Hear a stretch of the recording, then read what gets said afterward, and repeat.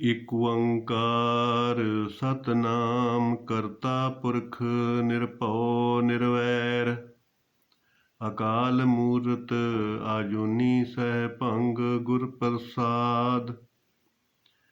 ਜਪ ਆਦਿ ਸਚ ਜੁਗਾਦ ਸਚ ਹੈ ਭੀ ਸਚ ਨਾਨਕ ਹੋਸੀ ਭੀ ਸਚ।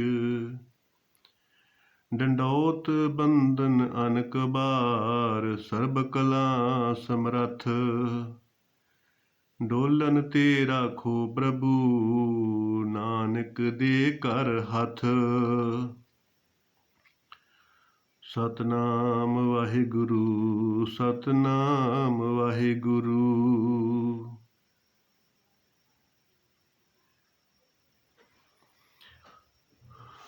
ਸਾਧ ਸੰਗਤ, ਪਰਮੇਸ਼ਰ ਪ੍ਰਮਾਤਮਾ ਜੀ ਨੇ ਭਾਈ ਦਇਆ ਕਰਕੇ ਮਨੁੱਖਾ ਦੇਹੀ ਦਿੱਤੀ। ਕਹਿੰਦੇ ਗੁਰਸੇਵਾ ਤੇ ਭਗਤ ਕਮਾਈ ਤਬ ਇਹ ਮਾਨੁਖ ਦੇਹੀ ਪਾਈ। ਇਸ ਦੇਹੀ ਕੋ ਸਿਮਰੇ ਦੇਵ ਸਾਂ ਦੇਹੀ ਭਜ ਹਰ ਕੀ ਸੇਵ। ਭਜੋ ਗੋਬਿੰਦ ਭੂਲ ਮਤ ਜਾਹੋ ਮਾਨਸ ਜਨਮ ਕਾ ਇਹੀ ਲਾਹੋ। ਤੋ ਭਾਈ ਮਨੁੱਖਾ ਦੇਹੀ ਦਾ ਲਾਹਾ ਪਰਮਾਤਮਾ ਦੀ ਪ੍ਰਾਪਤੀ ਔਰ ਸੰਸਾਰ ਦੀ ਨਿਵਰਤੀ ਹੈ। ਤੋ ਇਸੇ ਕਰਕੇ ਹੀ ਮਨੁੱਖਾ ਦੇਹੀ ਮਹਾਰਾਜ ਨੇ ਬਖਸ਼ਿਸ਼ ਕਰਕੇ ਦਿੱਤੀ ਹੈ। ਤੋ ਮਹਾਰਾਜ ਕਹਿੰਦੇ ਨੇ ਕਿ ਜੈਸੇ ਜਲ ਮੈਂ ਕਮਲ ਨਿਰਾਲਮ ਮੁਰਗਾਈ ਨੇ ਸਾਣੇ। ਸੁਰਤ ਸ਼ਬਦ ਭਵ ਸਾਗਰ ਤਰੀਐ ਨਾਨਕ ਨਾਮ ਵਖਾਣੇ।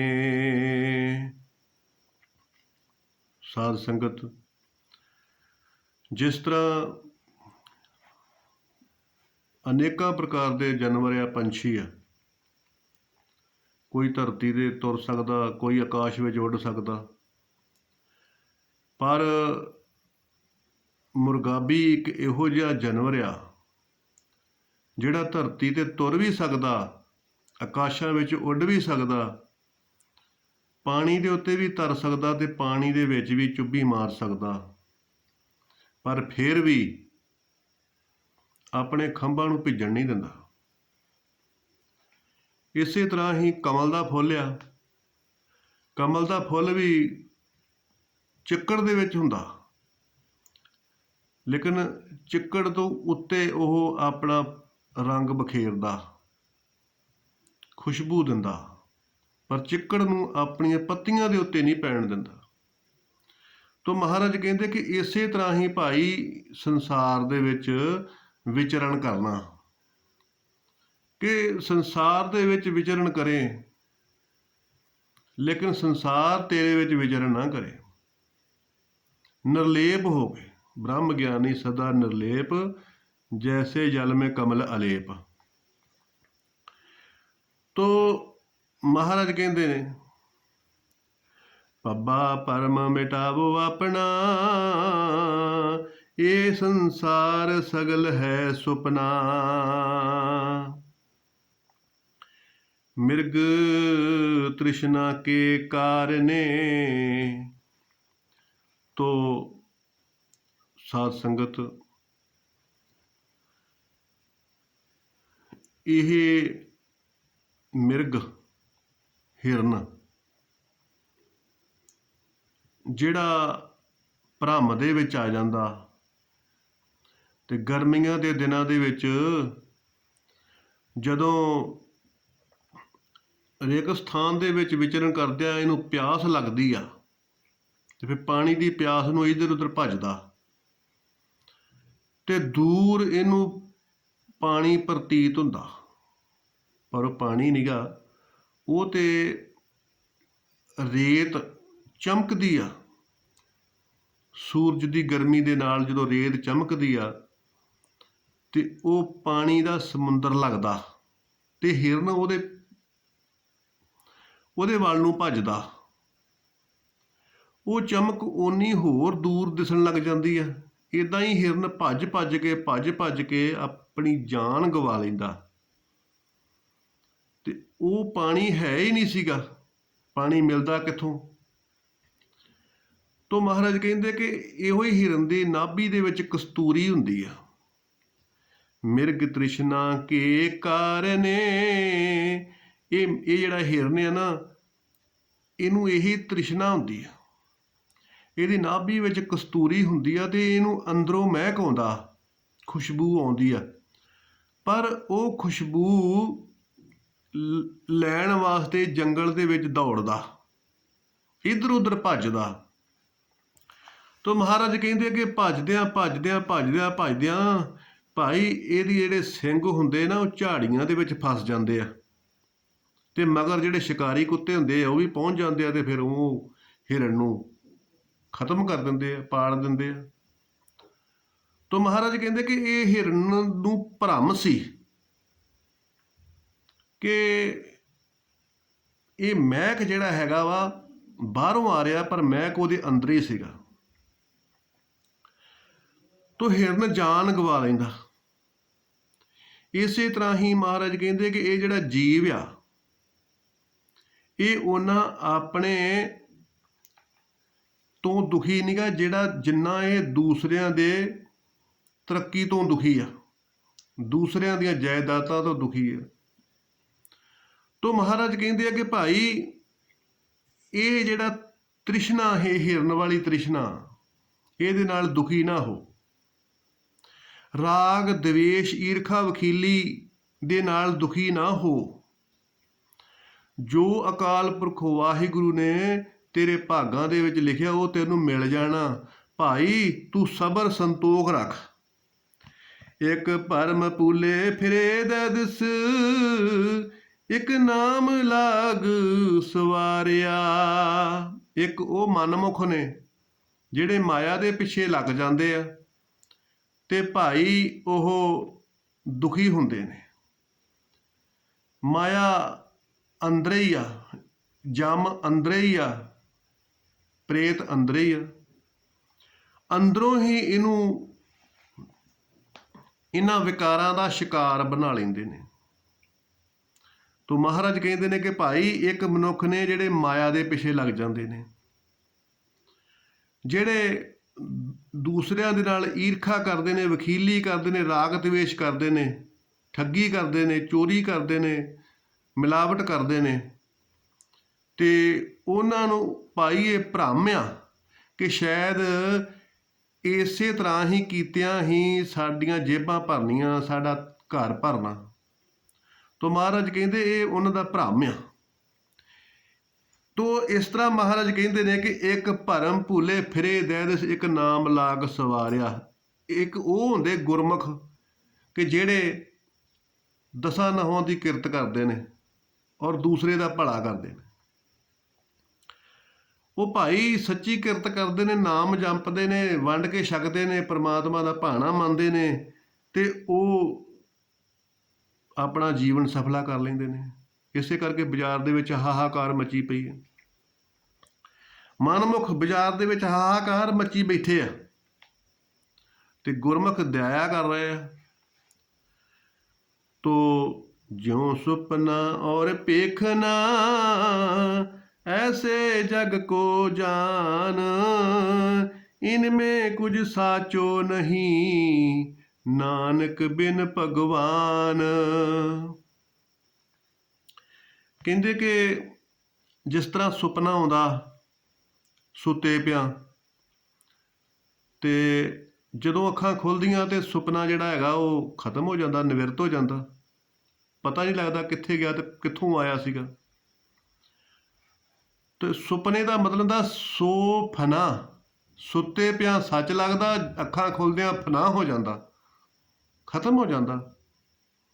ਤੋ ਉਹਨੂੰ ਕਹਿੰਦੇ ਨੇ ਸੁਪਨਾ।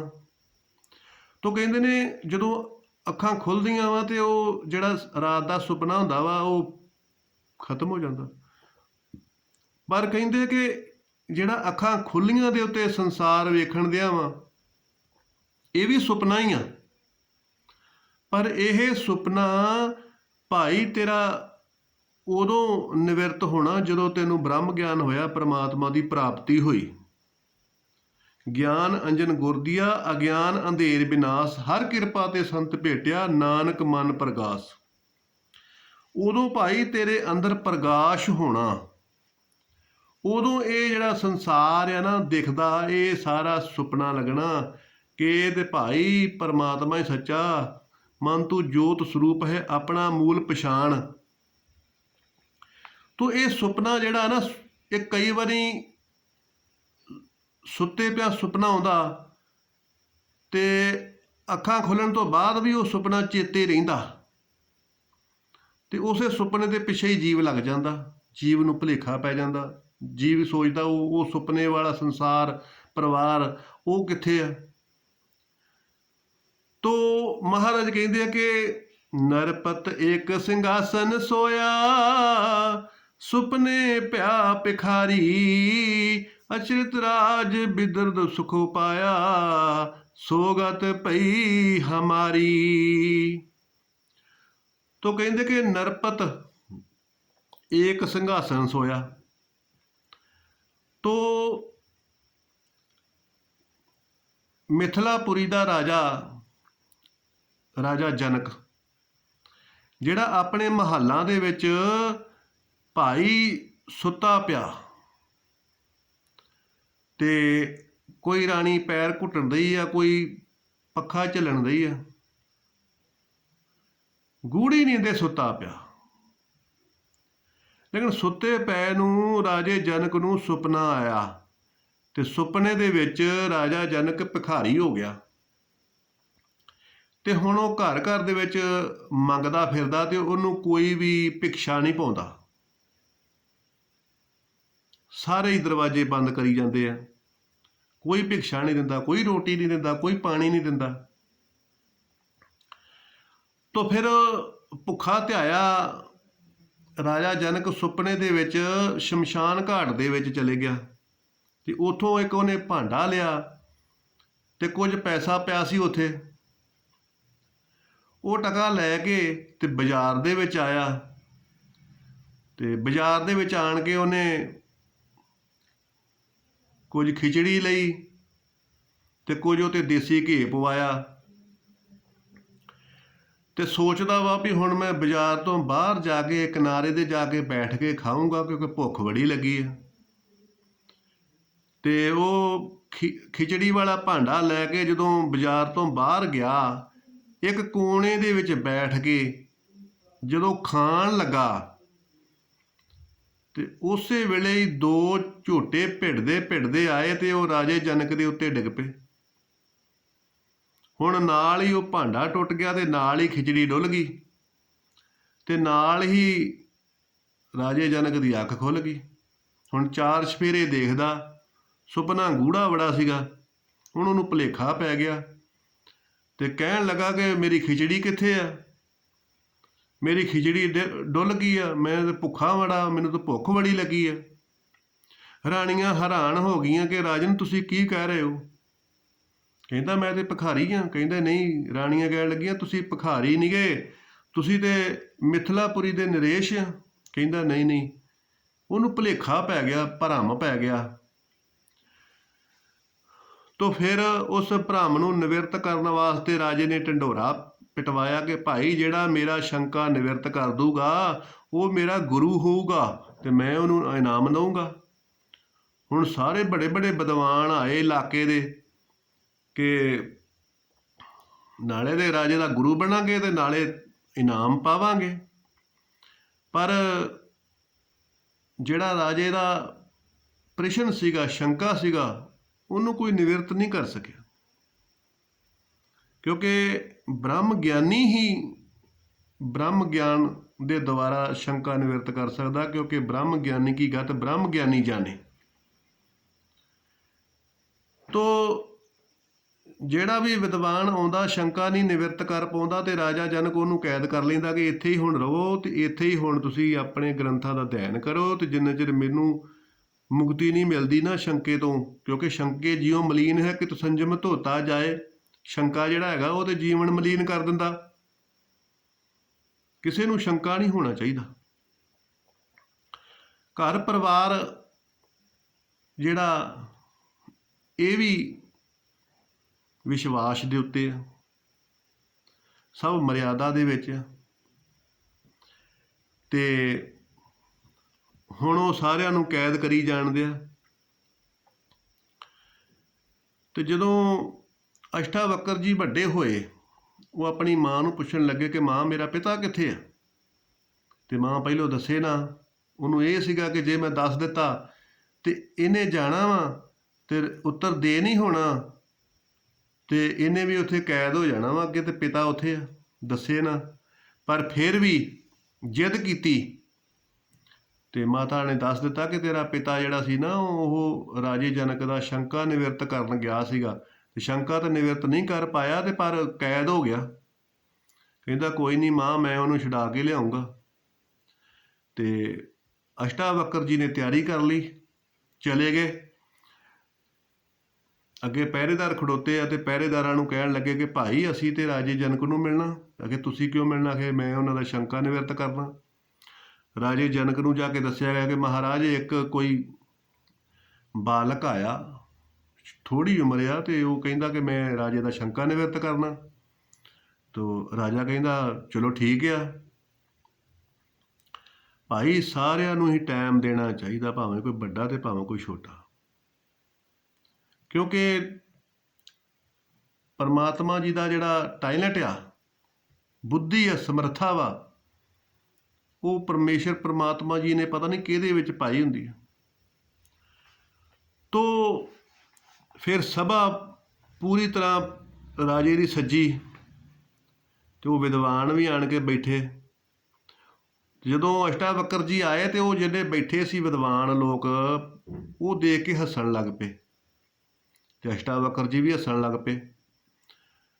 ਤੇ ਰਾਜਾ ਕਹਿਣ ਲੱਗਾ ਕਿ ਤੁਸੀਂ ਕਿਉਂ ਹੱਸੇ ਆ? ਤੇ ਅਸ਼ਟਾਵਕਰ ਜੀ ਕਹਿਣ ਲੱਗੇ ਅਸੀਂ ਇਸ ਕਰਕੇ ਇਹਨਾਂ ਵੱਲ ਹੱਸੇ ਆ ਕਿ ਇਹ ਲੋਕ ਜਿਹੜੇ ਨੇ ਇਹ ਮੇਰੇ ਚੰਮ ਵੱਲ ਦੇਖਦੇ ਨੇ, ਇਹ ਮੇਰੇ ਚੰਮ ਵੱਲ ਦੇਖਦੇ ਨੇ। ਉਹਨਾਂ ਨੂੰ ਪੁੱਛਿਆ ਤੁਸੀਂ ਕਿਉਂ ਹੱਸਦੇ ਹੋ? ਕਹਿੰਦੇ ਅਸੀਂ ਤਾਂ ਹੱਸਦੇ ਹਾਂ ਕਿ ਅਸੀਂ ਐਡੀਆਂ ਐਡੀਆਂ ਉਮਰਾਂ ਵਾਲੇ ਵਿਦਵਾਨ ਆ, ਅਸੀਂ ਨਹੀਂ ਉੱਤਰ ਦੇ ਸਕੇ ਤੇ ਇਹ ਕੀ ਦਊਗਾ? 8 ਵਲ ਪਏ ਆ, ਤੁਰਿਆ ਇਹਦੇ ਕੋਲ ਜਾਂਦਾ ਨਹੀਂ। ਤੇ ਅਸ਼ਟਾਵਕਰ ਜੀ ਕਹਿੰਦੇ ਅਸੀਂ ਇਸ ਕਰਕੇ ਹੱਸੇ ਆ ਕਿ ਇਹ ਚੰਮ ਵੱਲ ਦੇਖਦੇ ਆ। ਚੰਮ ਦੇ ਵਿੱਚ ਵਲ ਪੈ ਸਕਦੇ ਆ, ਪਰ ਆਤਮਾ ਦੇ ਵਿੱਚ ਥੋੜ੍ਹੀ ਵਲ ਕੋਈ ਹੁੰਦਾ ਵਾ, ਗਿਆਨ ਦੇ ਵਿੱਚ ਥੋੜ੍ਹੀ ਕੋਈ ਵਲ ਹੁੰਦਾ ਵਾ। ਗਿਆਨ ਤੇ ਅੰਤਰ ਬਾਹਰ ਏਕ ਰਸ ਜੋ ਚੇਤਨ ਭਰਪੂਰ, ਗਿਆਨ ਭਰਪੂਰ ਹੁੰਦਾ ਵਾ, ਗਿਆਨ ਦੇ ਵਿੱਚ ਕੋਈ ਵਲ ਨਹੀਂ ਹੁੰਦਾ। ਤੇ ਮੈਂ ਇਹਨਾਂ ਦੀ ਬੁੱਧੀ ਤੇ ਦੇਖ ਕੇ ਹੱਸਦਾ ਵਾਂ ਕਿ ਇਹ ਮੇਰੇ ਚੰਮ ਵੱਲ ਦੇਖਦੇ ਆ, ਗਿਆਨ ਵੱਲ ਨਹੀਂ ਦੇਖਦੇ।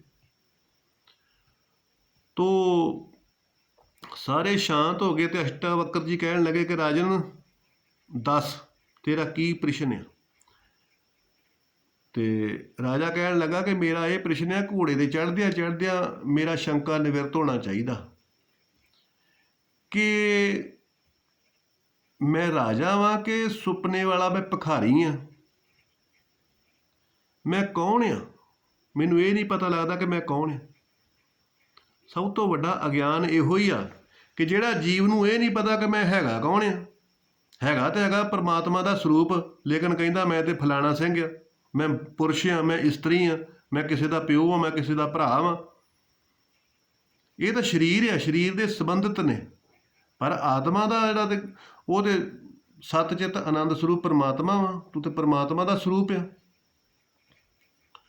ਤਾਂ ਮਹਾਰਾਜ ਕਹਿੰਦੇ ਕਿ ਭਾਈ ਖਾਲਸਾ ਮੇਰੂ ਰੂਪ ਹੈ ਖਾਸ, ਕਿ ਜਿਹੜਾ ਮੇਰਾ ਖਾਸ ਰੂਪ ਹੈ ਨਾ ਬ੍ਰਹਮ ਸਰੂਪ, ਉਹ ਖਾਲਸਾ। ਤੋ ਇਹ ਜੀਵ ਨੂੰ, ਹਰੇਕ ਜੀਵ ਨੂੰ ਇਹੋ ਹੀ ਭਰਮ ਆ ਕਿ ਮੈਂ ਕੀ ਆ। ਇਹਨੂੰ ਇਹ ਨਹੀਂ ਪਤਾ, ਕਦੀ ਕਹਿੰਦਾ ਮੈਂ ਸਰੀਰ ਆ, ਕਦੀ ਕਹਿੰਦਾ ਮੈਂ ਜੀਵ ਆ, ਕਦੀ ਕਹਿੰਦਾ ਮੈਂ ਬ੍ਰਹਮ ਆ, ਕਦੀ ਕਹਿੰਦਾ ਮੈਂ ਕਰਤਾ ਭੋਗਦਾ, ਮੈਂ ਕਿਸੇ ਦਾ ਪਿਓ ਆ, ਮੈਂ ਕਿਸੇ ਦਾ ਭਰਾ ਵਾਂ। ਇਹੀ ਭਰਮ ਹੁੰਦਾ। ਤੋ ਅਸ਼ਟਾਵਕਰ ਨੂੰ ਵੀ ਇਹੋ ਹੀ ਦੱਸਿਆ ਗਿਆ ਕਿ ਮੈਂ ਰਾਜਾ ਵਾਂ ਕਿ ਜਾਂ ਮੈਂ ਭਿਖਾਰੀ ਆ। ਤੋ ਕਹਿੰਦੇ ਠੀਕ ਹੈ ਵੀ ਰਾਜਨ, ਤੈਨੂੰ ਇੱਕ ਚੀਜ਼ ਦੇਣੀ ਪੈਣੀ ਆ, ਜਾਂ ਤਨ ਦੇ ਦੇ, ਜਾਂ ਮਨ ਦੇ ਦੇ, ਜਾਂ ਧਨ ਦੇ ਦੇ। ਤੋ ਰਾਣੀਆਂ ਨਾਲ ਸਲਾਹ ਕੀਤੀ। ਰਾਣੀਆਂ ਕਹਿਣ ਲੱਗੀਆਂ ਕਿ ਮਹਾਰਾਜ ਜੇ ਤੁਸੀਂ ਸਰੀਰ ਦੇਤਾ ਤੇ ਫਿਰ ਅਸੀਂ ਕੀ ਕਰਾਂਗੀਆਂ, ਤੇ ਜੇ ਤੁਸੀਂ ਧਨ ਦੇਤਾ ਤੇ ਫਿਰ ਆਪਾਂ ਸੜਕ ਤੇ ਆ ਜਾਵਾਂਗੇ, ਕੰਗਾਲ ਹੋ ਜਾਵਾਂਗੇ। ਫਿਰ ਸਾਰਿਆਂ ਨੇ ਸੋਚਿਆ ਕਿ ਚਲੋ ਮਨ ਵਾਧੂ ਦਾ ਇਹ ਦੇ ਦਿੰਦੇ ਆ। ਤੋ ਰਾਜਾ ਜਨਕ ਕਹਿਣ ਲੱਗਾ ਕਿ ਮਹਾਰਾਜ ਮਨ ਤੁਹਾਨੂੰ ਦੇ ਦਿੱਤਾ, ਕਹਿੰਦੇ ਚੱਲ ਠੀਕ ਹੈ, ਫਿਰ ਜਦੋਂ ਮੈਂ ਮੰਗੂੰਗਾ ਨਾ ਉਦੋਂ ਫਿਰ ਮਨ ਜਿਹੜਾ ਹੈਗਾ ਉਹ ਢਿੱਲ ਨਾ ਕਰੀ। ਆਪ ਸਹਿਤ ਸਗਲ ਹੀ ਤਿਆਗੇ ਤੋਂ ਆਪਨ ਬੇਡੀ ਆਏ। ਫਿਰ ਆਪ ਸਮੇਤ ਸਮਰਪਣ ਕਰ ਦਵੀਂ, ਫਿਰ ਸ਼ੰਕਾ ਨਾ ਕਰੀ। ਕਹਿੰਦਾ ਜੀ ਠੀਕ ਹੈ। ਤੋ ਕਹਿੰਦੇ ਚੜ੍ਹ ਫਿਰ ਘੋੜੇ ਤੇ। ਜਦੋਂ ਘੋੜੇ ਤੇ ਚੜ੍ਹਨ ਲੱਗਾ, ਅਸ਼ਟਾਵਕਰ ਜੀ ਕਹਿੰਦੇ ਮਨ ਦੇ ਦੇ। ਹੁਣ ਮਨ ਦੇਤਾ। ਜਦੋਂ ਮਨ ਦੇਤਾ ਤੇ ਪਿੱਛੇ ਰਿਹਾ ਹੀ ਕੁਝ ਨਹੀਂ। ਸਭ ਕੁਛ ਹੀ ਆਪ ਸਹਿਤ ਸਗਲ ਹੀ ਤਿਆਗੇ ਤੋਂ ਆਪਨ ਬੇਡੀ ਆਏ। ਆਪਣਾ ਜਿਹੜਾ ਅਸਲੀ ਸਰੂਪ ਆ ਉਹ ਪ੍ਰਗਟ ਹੋ ਗਿਆ, ਪ੍ਰਤੱਖ ਹੋ ਗਿਆ। ਪਰਮਾਤਮਾ ਦਾ ਸਰੂਪ ਅਸ਼ਟਾਵਕਰ ਜੀ ਨੇ ਗਿਆਨ ਕਰ ਦਿੱਤਾ ਤੇ ਰਾਜੇ ਜਨਕ ਨੂੰ ਗਿਆਨ ਹੋ ਗਿਆ। ਤੇ ਰਾਜਾ ਜਨਕ ਮਹਾਂਪੁਰਖਾਂ ਦੇ ਚਰਨਾਂ ਤੇ ਢਹਿ ਪਿਆ ਕਿ ਮਹਾਰਾਜ ਤੁਸੀਂ ਮੇਰੇ ਗੁਰੂ ਆ, ਤੁਸੀਂ ਮੇਰੇ ਗੁਰੂ ਆ, ਮੈਂ ਤੁਹਾਡਾ ਚੇਲਾ ਵਾਂ। ਮਹਾਰਾਜ ਮੈਨੂੰ ਗਿਆਨ ਕਰ ਦਿੱਤਾ, ਨਾ ਮੈਂ ਰਾਜਾ ਵਾਂ ਨਾ ਮੈਂ ਭਿਖਾਰੀ ਹਾਂ, ਮੈਂ ਪਰਮਾਤਮਾ ਦਾ ਸਰੂਪ ਆ। ਮੈਂ ਪਰਮਾਤਮਾ ਦਾ ਸਰੂਪ ਆ, ਮੈਨੂੰ ਆਪਣਾ ਸਰੂਪ ਪਛਾਣਿਆ ਗਿਆ। ਤੋ ਫਿਰ ਅਸ਼ਟਾਵਕਰ ਜੀ ਨੂੰ ਸਿੰਘਾਸਨ ਤੇ ਬਿਠਾਇਆ ਗਿਆ, ਆਰਤੀ ਕੀਤੀ, ਮੱਥਾ ਟੇਕਿਆ ਸਾਰਿਆਂ ਦੇ ਸਾਹਮਣੇ। ਤੇ ਫਿਰ ਅਸ਼ਟਾਵਕਰ ਜੀ ਨੇ ਆਖਿਆ ਕਿ ਭਾਈ ਸਾਡੀ ਦਸ਼ਨਾ ਇਹੋ ਹੀ ਆ ਕਿ ਜਿੰਨੇ ਬੰਦੀ ਕੀਤੇ ਆ ਇਹਨਾਂ ਸਾਰਿਆਂ ਨੂੰ ਸਤਿਕਾਰ ਦੇ ਕੇ ਤੇ ਘਰੋਂ ਘਰੀ ਤੋਰ ਤੇ ਪਰਮੇਸ਼ਰ ਪਰਮਾਤਮਾ ਜੀ ਦਾ ਨਾਮ ਜਪ। ਉਹੋ ਰਾਜਾ ਜਨਕ, ਧੰਨ ਧੰਨ ਰਾਜਾ ਜਨਕ ਜਿਨ ਸਿਮਰਨ ਕੀਓ ਵਿਵੇਕ। ਭਾਈ ਫਿਰ ਉਸ ਰਾਜੇ ਨੇ ਸਿਮਰਨ ਕੀਤਾ, ਵਿਵੇਕ ਸਿਮਰਨ ਕੀਤਾ, ਪਰਮਾਤਮਾ ਦਾ ਆਰਾਧਨ ਕੀਤਾ, ਪਰਮਾਤਮਾ ਨੂੰ ਪ੍ਰਾਪਤ ਕੀਤਾ, ਤੋ ਮਨੁੱਖਾ ਦੇਹੀ ਸਫਲ ਹੋਈ। ਤੋ ਇਸੇ ਤਰ੍ਹਾਂ ਹੀ ਗੁਰੂ ਮਹਾਰਾਜ ਕਹਿੰਦੇ ਕਿ ਭਾਈ ਤੂੰ ਵੀ ਜਿਹੜਾ ਸੁਪਨਾ ਲੈ ਰਿਹਾ ਨਾ ਸੰਸਾਰ ਦਾ, ਮਿਥਿਆ ਵਾ। ਨਾ ਤੂੰ ਸਰੀਰ ਆ, ਨਾ ਤੂੰ ਜੀਵ ਆ, ਨਾ ਤੂੰ ਪੁਰਸ਼ ਆ, ਨਾ ਤੂੰ ਇਸਤਰੀ ਆ, ਨਾ ਤੂੰ ਕਿਸੇ ਦਾ ਪਿਓ ਆ, ਨਾ ਤੂੰ ਕਿਸੇ ਦਾ ਭਰਾ ਵਾ। ਇਹ ਤੇ ਸਾਰੇ ਦੇਣ ਲੈਣ ਦੇ ਰਿਸ਼ਤੇ ਆ। ਹੈਗਾ ਤੇ ਤੂੰ ਬ੍ਰਹਮ ਆ, ਤੂੰ ਵਾਹਿਗੁਰੂ ਦਾ ਰੂਪ ਵਾ। ਆਪਣੇ ਸਰੂਪ ਨੂੰ ਪਛਾਣ, ਆਪਣੇ ਸਰੂਪ ਨੂੰ ਪਛਾਣ, ਸੱਚੀ ਕਿਰਤ ਕਰ, ਸੰਗਤ ਕਰ, ਸੇਵਾ ਕਰ, ਨਾਮ ਜਪ, ਤੇ ਫਿਰ ਉਸ ਸਰੂਪ ਨੂੰ ਪਛਾਣੇਗਾ।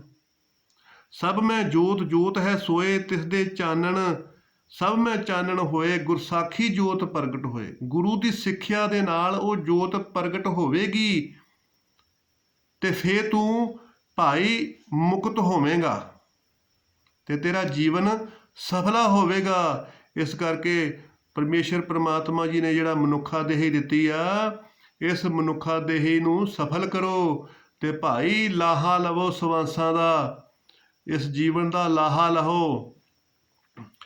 ਤੋ ਸੇਵਾ ਕਰੋ, ਸਿਮਰਨ ਕਰੋ, ਪਰਉਪਕਾਰ ਕਰੋ, ਦਇਆ ਕਰੋ ਤੇ ਆਪਣਾ ਜੀਵਨ ਸਫਲਾ ਕਰੋ ਤੇ ਲੋਕ ਸੁਖੀਏ ਪਰਲੋਕ ਸੁਹੇਲੇ। ਨਾਨਕ ਹਰ ਪ੍ਰਭ ਆਪੇ ਮੇਲੇ, ਨਾਨਕ ਨਾਮ ਚੜ੍ਹਦੀ ਕਲਾ, ਤੇਰੇ ਭਾਣੇ ਸਰਬੱਤ ਦਾ ਭਲਾ। ਸਤਨਾਮ ਵਾਹਿਗੁਰੂ, ਸਤਨਾਮ ਵਾਹਿਗੁਰੂ।